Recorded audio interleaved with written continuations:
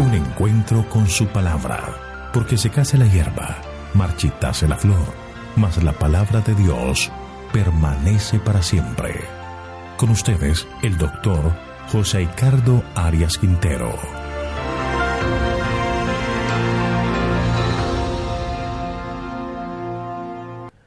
Hoy vamos a estudiar Job capítulo 42. Job reconoce la sabiduría de Dios. Te invito a orar. Padre nuestro que estás en el cielo, expresamos nuestra gratitud por permitirnos estudiar el libro de Job. Gracias por las lecciones que nos has dado. Te pedimos que al estudiar el último capítulo tú nos guíes y nos enseñes, que tu presencia esté con cada uno de nosotros. Gracias, Señor, por todo, pues lo pedimos en el nombre de Jesús. Amén. La historia de Job llega a su final. Recordemos que el problema comenzó cuando Satanás decide acusar a Dios de favorecer a Job para que éste le sea fiel. Desafió a Dios diciendo que si tocaba a Job, éste le iba a maldecir e iba a abandonar su fidelidad. Pero por el contrario, Job se mantuvo de parte de Dios aún ante la pérdida de todas sus riquezas y la muerte de sus hijos.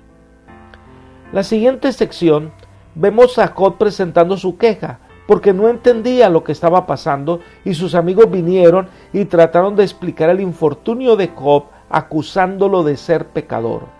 La premisa que se sostenía era que el sufrimiento es para los pecadores y que en algo Job había pecado y por eso sufría. La solución planteada de sus amigos era que Job confesara su pecado y se arrepintiera y el Señor le restauraría. Job responde que aunque sabe que es un hombre nacido en pecado, su conducta no ha sido la de ofender a Dios o al prójimo. Es en ese momento cuando Dios interviene, presentando a Job y a sus amigos y mostrando que Dios nunca obra por capricho. Por el contrario, Él creó el mundo y lo sustenta. Ahora, en el capítulo final, Dios establece un diálogo con Job, reprocha a los amigos de Job y restaura totalmente la vida de este hombre. En este capítulo vamos a destacar tres cosas. Lo primero que estudiaremos son los versículos 1 al 6. Respondió Job a Jehová y dijo: Yo reconozco que todo lo puedes y que no hay pensamiento que te sea oculto. ¿Quién es el que falto de entendimiento oscurece el consejo?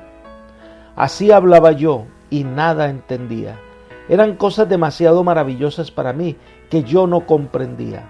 Escucha, te ruego, y hablaré. Te preguntaré y tú me enseñarás. De oídas te conocía, mas ahora mis ojos te ven. Por eso me aborrezco y me arrepiento en polvo y ceniza. Job ha estado ascendiendo constantemente la larga escalera que eleva de la desesperación a la fe. Ha recibido una revelación de Dios como pocos seres humanos jamás la hayan experimentado. Dios le ha hablado mediante parábolas tomadas de la naturaleza. Job ha escuchado la voz de aquel a quien sabe ahora que puede amar y en quien puede confiar. A Job le corresponde ahora hablar, y lo primero que hace es reconocer la omnipotencia y la omnisciencia de Dios, porque todo lo puede y todo lo ve. Nadie se puede esconder de su presencia. Después Job pregunta: ¿quién es Él? Job se aplica a sí mismo esta pregunta. Primero reconoce los límites de su sabiduría. Sus conclusiones están basadas en la ignorancia. Por lo tanto, a pesar de su sinceridad, estaba equivocado. Cuando Job presentó sus quejas, su razonamiento le parecía irreprochable. Creía que su actitud estaba ampliamente justificada. Pero cuando llegó a entender más plenamente a Dios, su anterior razonamiento perdió su validez. El razonamiento humano muchísimas veces ha resultado falible. Ideas que hoy pueden parecer muy sabias, mañana podrán ser verdaderamente insensateces. Es digno de alabanza que Job estuviera dispuesto a admitir su ignorancia. No procura excusarse ni defender su posición. Es tan honrado en la confesión como lo fue en el debate.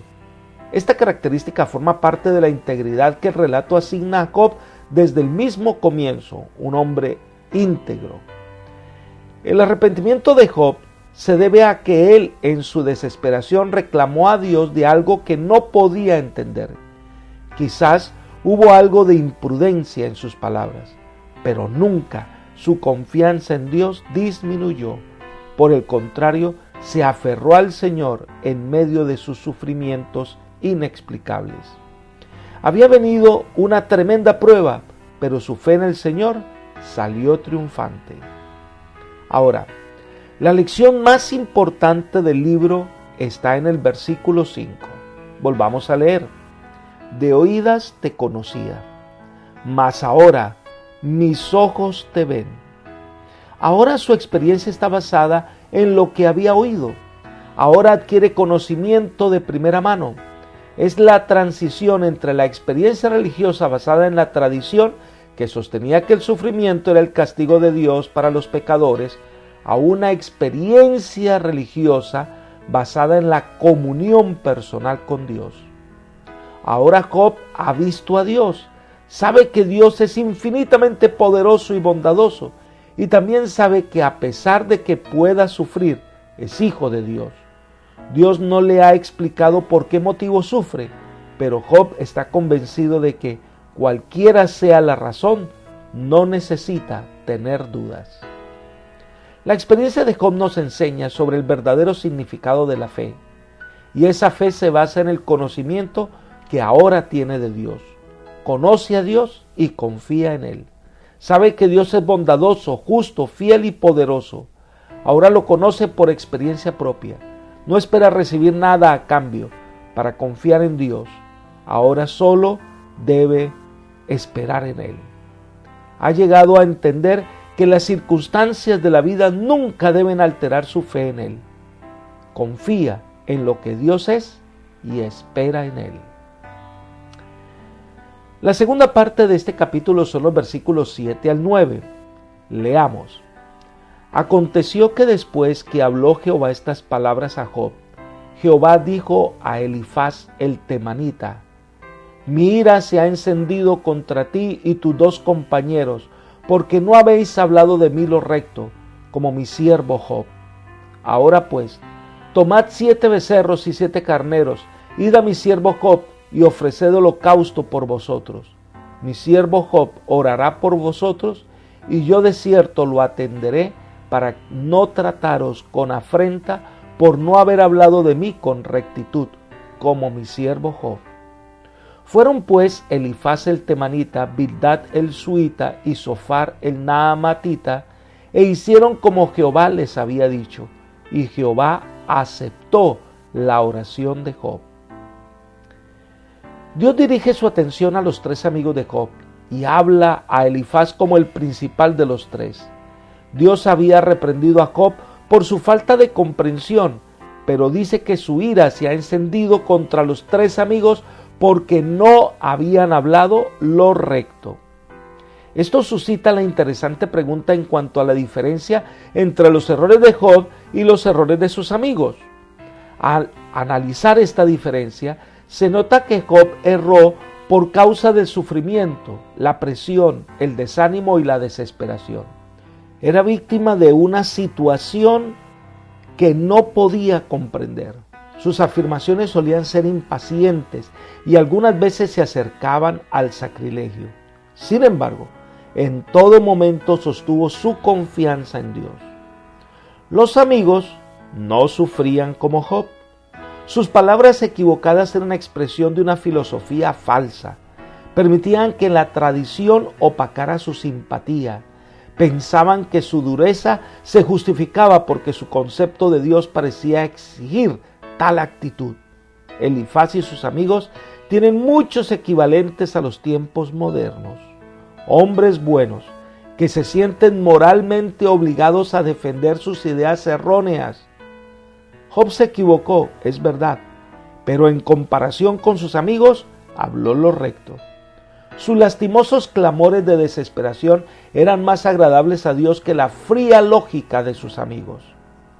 El arrepentimiento que el Señor exigió a los amigos de Job, ellos habían defendido a Dios basados en una filosofía equivocada. El Señor los culpa porque no hablaron de Él rectamente, le atribuyeron a Dios cosas que no eran verdad. No siempre la sinceridad es el resultado de estar en el lado correcto. Muchas personas defienden sinceramente ideas equivocadas. Pero una vez tienen conocimiento, deben arrepentirse. Por indicaciones del Señor, los amigos de Job tuvieron que venir ante él para que orara a Dios pidiendo su perdón. Esto no solo restablecía su relación con Dios, sino también su relación con Job. Por supuesto, Job oró por sus amigos a pesar que ellos le causaron tanto dolor. Fue una oración de perdón y restauración. Elena de White toma esta experiencia de Job y nos invita a orar por aquellas personas que nos han causado dolor. Ella dice: esforcémonos para caminar en la luz así como Cristo está en la luz. El Señor quitó la aflicción de Job cuando él oró no solo por sí mismo, sino por los que se le oponían. Cuando deseó fervientemente que se ayudara a las almas que habían pecado contra él, entonces él mismo recibió ayuda. Oremos no solo por nosotros mismos, sino también por los que nos han hecho daño y continúan perjudicándonos. Orad, orad, sobre todo mentalmente. No deis descanso al Señor, pues sus oídos están abiertos para oír las oraciones sinceras, insistentes, cuando el alma se humilla ante Él. Esto está en la carta 88 del año 1906. Esta parte de la historia de Job es interesante. El hombre a quien ellos habían procurado corregir se constituye en su intercesor para salvación y arrepentimiento. Este es un contraste dramático. Dios aceptó la oración de Job en favor de ellos. Sería interesante saber si estos tres hombres modificaron su filosofía de la vida y la pusieron en armonía con lo que Dios les enseñó. La parte final de este capítulo es la restauración de la vida de Job. Leamos los versículos 10 al 17.